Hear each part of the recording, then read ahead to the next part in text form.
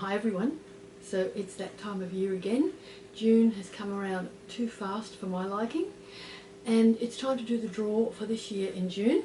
So the big barrel, and just to show you, there are all the entries in there from all the years past, and not this year's of course, they happen in November, so you've got a better chance of winning in November because there are less entries in the barrel.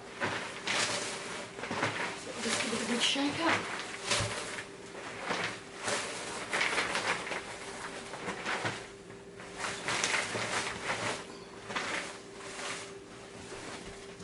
So I hope that's shaken it enough.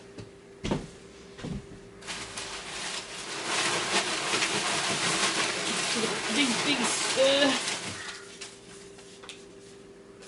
Oops, that was two, sorry, can't have two, I'll only pick one.